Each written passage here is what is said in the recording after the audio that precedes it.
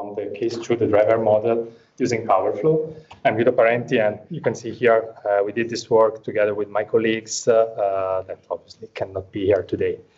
So very few words about PowerFlow. You probably know already, some of you knows already the software, but for the one who doesn't know, is the flagship software for fluids in the Dassault system, and is a lattice-Boltzmann solver, so it gives a time transient solution.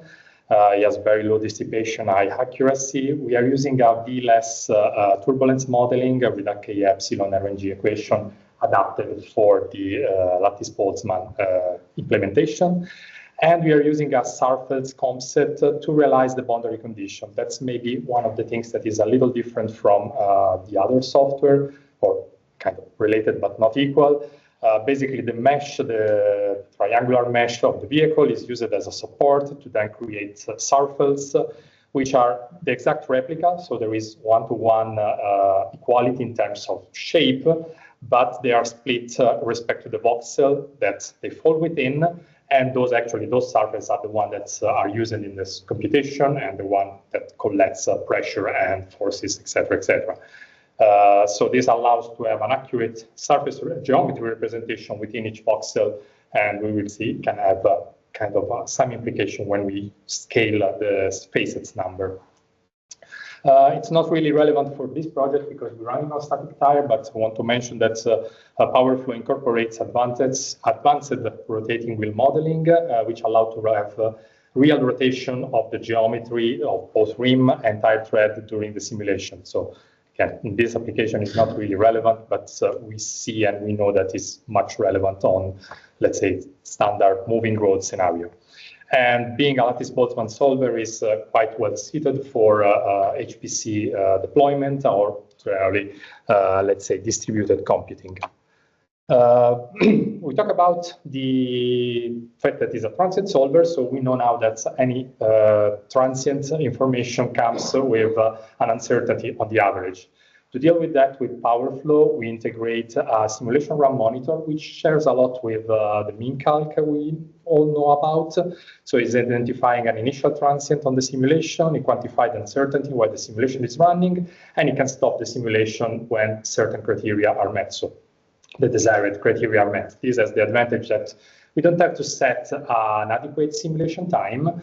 All the simulation will stop within the same accuracy for what we choose to stop them. And this makes a better solid ground for comparison between different simulations.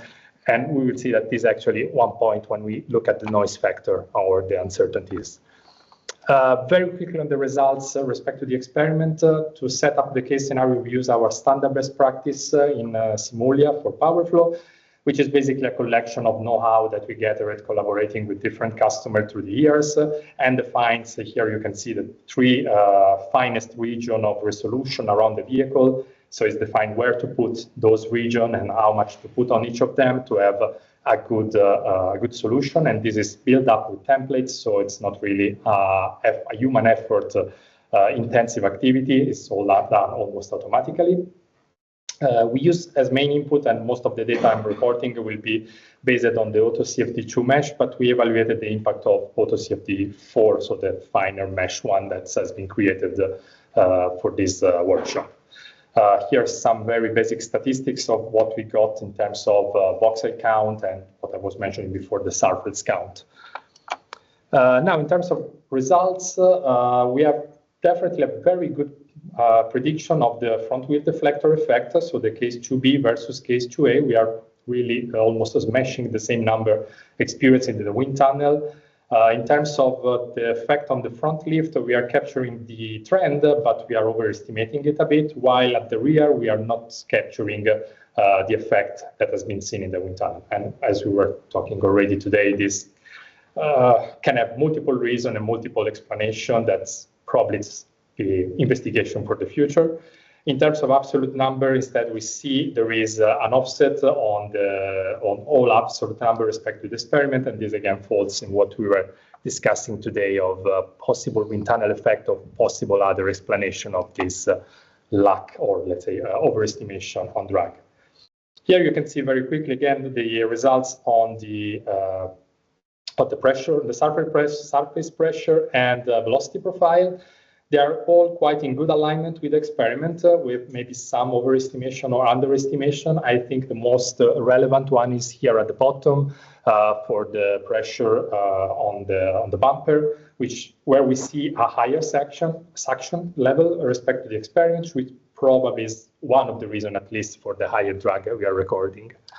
The same stories if we look at the case 2B, and actually if I toggle between the two, you can appreciate that we are capturing pretty well the effects, the main effects that are happening, for example, here at the sidewall or here at the velocity profile. PowerFlow is doing a very good job at capturing those effects. So in terms of results respect to experiment, we are quite happy. And now I'm going to talk about the noise factor moving from CPU to GPU architecture. Before starting on that, a few words about the performance. Here I'm reporting the results we got running several different simulations on 3 different GPU architecture.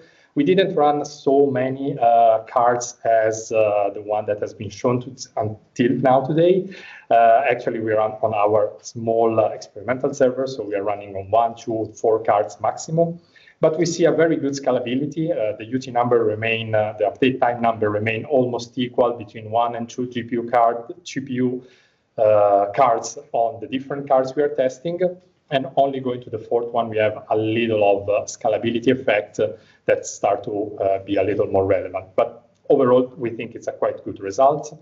One thing about the update time value, it's definitely very good to understand the efficiency of the card and the efficiency of the code with respect to multiple cards. But when we are talking about, let's say, the simulation cost in terms of the development process, what is more important, especially for a transient solver, is how much time it will take to make a simulation running in terms of simulated time. And in this respect, I think I'm giving here the picture of the wall clock versus simulated time, which probably gives a better picture, a more immediate picture of what we can achieve with PowerFlow and GPU simulation. Here you can see I make an estimation of a 4-second simulation, which is a grand average of all the simulation we run. It's achievable in around 12 hours on a 2 L40 GPU card. So still maybe not exactly an overnight simulation, but start to be close to that. Now, going on the main topic, the noise factor, here I'm reporting the first line is our reference. So I take one of the CPU tests, and then I have the delta respect to that test run with different, one different CPU set, and 4 different GPU sets with different cards and different number of cards. I've stopped this simulation at 1 count accuracy. So the drag should be all within 1 count.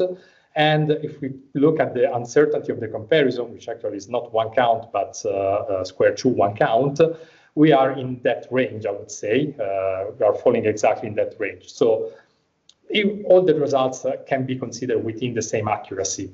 But if we look at the drag development, especially the drag development here, we can see that the main difference are occurring at the front tire, at the rear tire, and especially at the back end of the vehicle. And we know that this is typically coming when there is still transient uncertainty that is affecting our comparison. So at this point, we cannot really say if GPU and CPU has different results, there is a noise factor. It can be hidden behind the uncertainty. But we can do a step more and go to a higher accuracy with the drag values. So we let the simulation running for longer, and we stop at half a count. And you can see here that the drag delta shrink down. So the drag development now looks much closer one to each other. We removed the big delta that we were seeing at the back, which tell us that the real difference we were seeing before, they were actually due to transient, or they actually seems to be due to transient uncertainty. And we don't really see a bias coming from moving to CPU to GPU. This is one core point of my presentation, because developing the GPU code for PowerFlow, we put a lot of effort to ensure that. We put a lot of effort to ensure that moving from CPU to GPU, you get exactly the same results. And I think it's an important point in the prospect of deployment. I mean, you can run everything on GPU, you can run everything on CPU, but you can also have a mixed environment. And especially you can have historical data that are done on CPU, and you want to be able to compare to today's results on GPU. So this consistency for us is a very important point, to have consistency for the user through the time.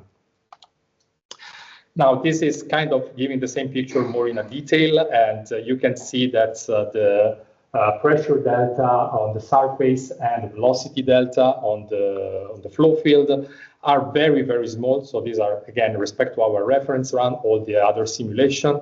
Maybe I'm sorry that the scale and the labels are a bit small to be seen, but we are contained about a few cents of CP or a few cents of dimensionless velocity, so well below the standard that we consider between a comparison of effects. Again, it's a very small local effect, and we can conclude that those one are just noise coming from the transient simulation, which still has obviously a certain amount of uncertainty. And here is, again, the same story, but on a more generalized picture on the surface. This is the L40 results I was mentioning before versus the CPU results. Again, you can see that the small difference where there are basically blue spot or red spot are coming around the wake of the tire and in the wake of the vehicle. So the region of the flow that are still affected, can be still affected a lot by transient uncertainty. So again, those data for us make still a lot of sense of concluding that GPU doesn't really change the results, is everything in the transient uncertainty. Now, going quickly on the classic noise factor. So we test also a range of different geometry change, surface mesh, vehicle geometry, etc., to see what could actually scramble the results, or let's say be a relevant noise effect. For the AutoCFD mesh, so the AutoCFD4 mesh, I'm calling like this, the new one available on this workshop. We separated the effect from the plinth. So we run just the bodywork and the wheels with a higher resolution, but keeping the original plinth. And we can see that the results are more or less of what we were seeing, I think, at the reverse sign, but the delta is quite small. While the effect of the grooved plinth is much more relevant, here is adding the grooved plinth, and I think this is also in range of what we've seen previously today. For the drag is actually bringing closer to the experiment, but for the front lift, I would say we are getting much farther away. So that's something to investigate and understand better for the future. Worth to mention also the engine seal. This actually is opening the hole, let's say the hole that are on the wheel arches and at the back of the engine bay, and simulating also the engine bay volume. Again, this would benefit the drag to bring it closer to the experiment. I have to say, again, CL does go in the wrong direction, CLF does go in the wrong direction. And if I look at the pressure of the underbody, I would expect a better correlation, but I didn't see that. So not sure if this is a relevant result. And I think I'm running out of time. So I'm going to the conclusion very quickly, so we saw that we have a very good accuracy for predicting drag effect and pressure field and velocity profile. We have quite a good scalability with GPU, and we can run today in 12 hours this simulation on two NVIDIA L40 cards. Most important, as I was saying, we are seeing exactly the same results using CPU and GPU. And for the classic noise factor, I apologize, I have to be very brief, but I hope I touched the main point. Thank you very much. Thank you. Thank you.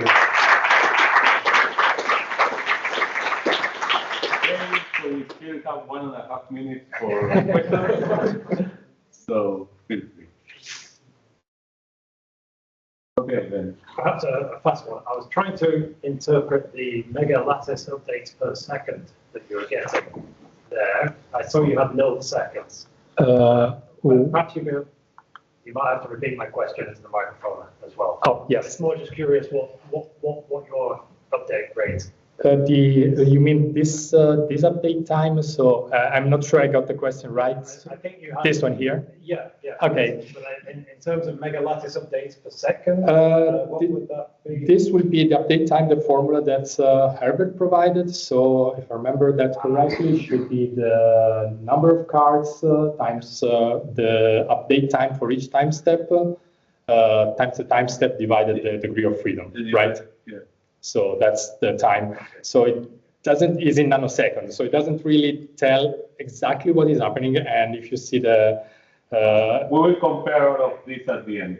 Okay, which probably makes more sense then. Yeah, just one.